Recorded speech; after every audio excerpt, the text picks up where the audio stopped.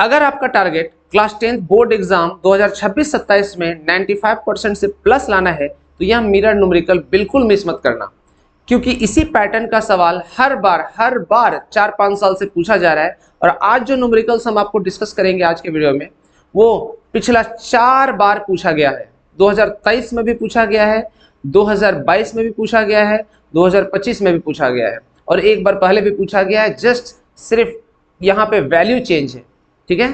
तो और न्यूमेरिकल्स बनाने के समय आपको किस किस बातों पे ध्यान रखना है, जिससे कि जो 5 नंबर का न्यूमेरिकल्स आता है वो आपके लिए 1 मार्क्स भी लूज ना कर सके। मैक्सिमम 90% बच्चे गलती करते हैं न्यूमेरिकल्स में, और छोटा छोटा मिस्टेक के कारण करते हैं।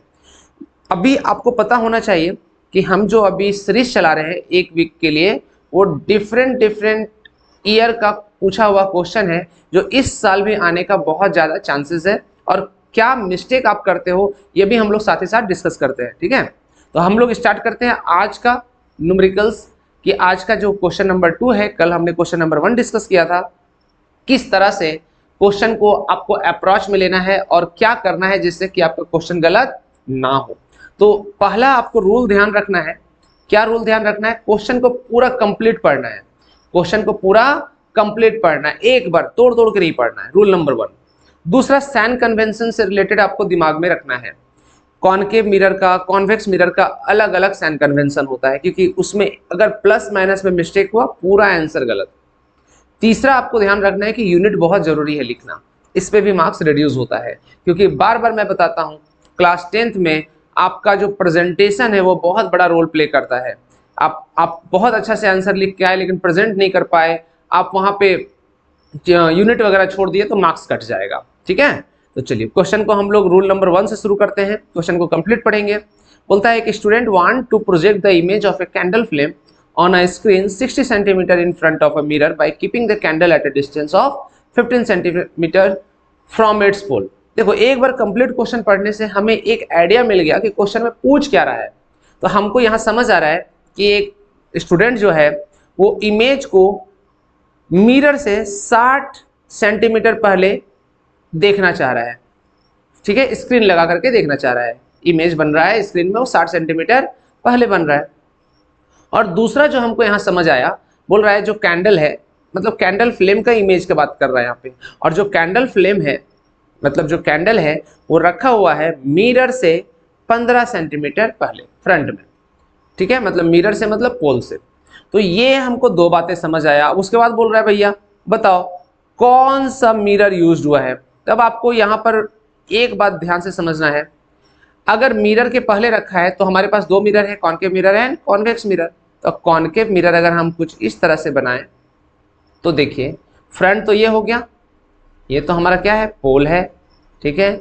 ये F है और ये C है, पहले रखा है पहले, ठीक है, 60 सेंटीमीटर पहले रखा है। मतलब कौन सा मिरर है, अगर हम कॉन्वेक्स मिरर का, ये तो कॉनकेव मिरर है ना, ये कौन सा मिरर है, कॉनकेव मिरर। और अगर हम कॉन्वेक्स मिरर के बारे में बात करें, कॉन्वेक्स मिरर के बारे में बात करें तो इमेज, और इमेज भी बोल रहा है इसी साइड बन रहा है, तो इस कॉन्वेक्स मिरर में क्या इमेज लेफ्ट साइड बनेगा? बिल्कुल नहीं, इमेज तो राइट साइड बनेगा, इमेज इस साइड बनेगा, इमेज राइट साइड बनेगा, वर्चुअल बनेगा। इसीलिए इस कंडीशन में कौन सा केस में, इस कंडीशन में कौन सा मिरर जो है वो एकदम सिचुएशन जो क्वेश्चन के अकॉर्डिंग सेटिस्फाई कर रहा है, तो कॉनकेव मिरर। तो पहला आंसर हो गया कॉनकेव मिरर। कौन सा मिरर? Concave mirror.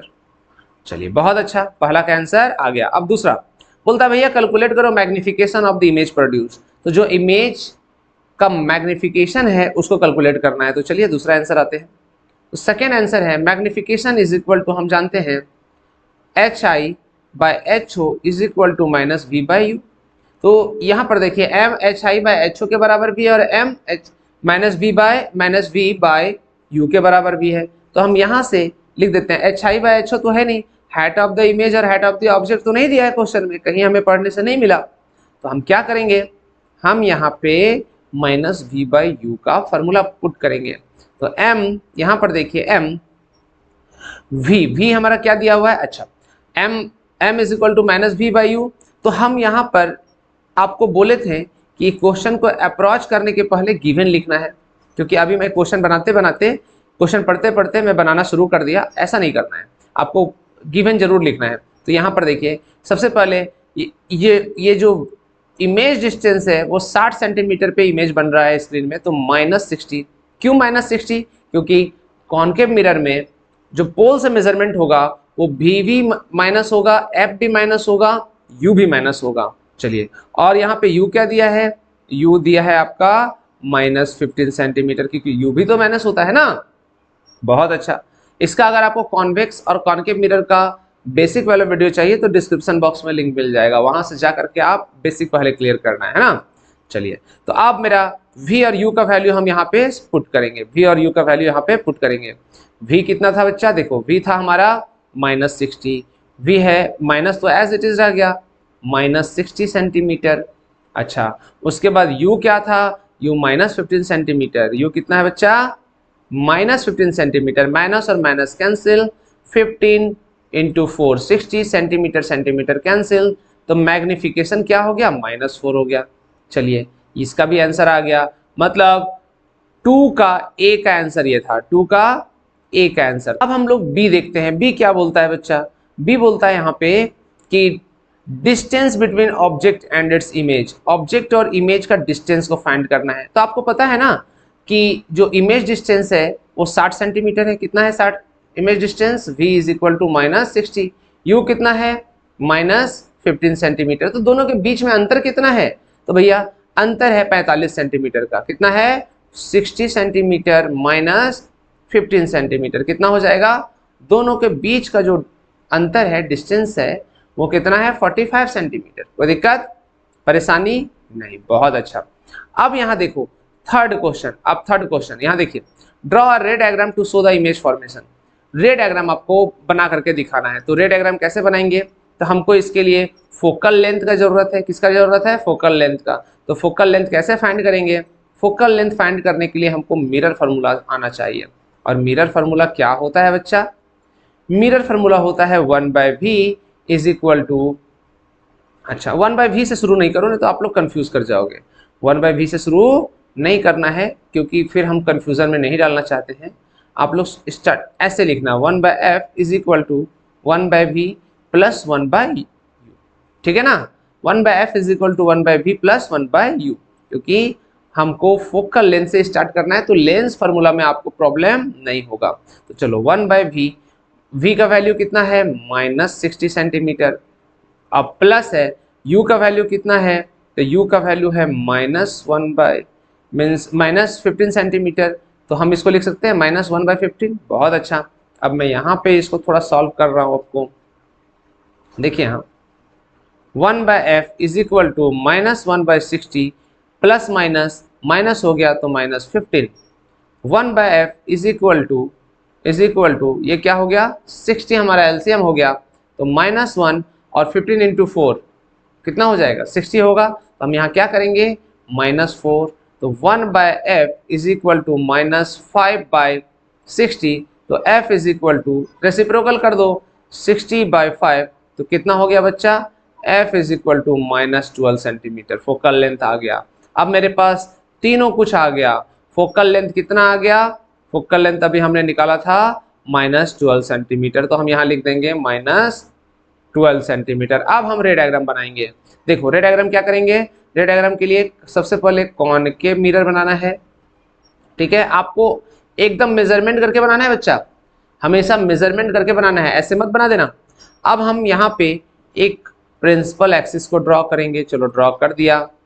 अब ये P हो गया, ये F है और ये C है। इसको और हम एक्सटेंड करते हैं।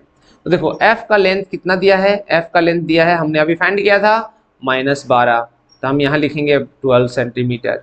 उसके बाद U का लेंथ और V का लेंथ, U का लेंथ 15 सेंटीमीटर, -15 सेंटीमीटर। तो हम यहाँ पे ये 12 है, तो कुछ ऑब्जेक्ट यहाँ पे रखा है, कैंडल यहाँ पे रखा है, इसका कितना है बच्चा?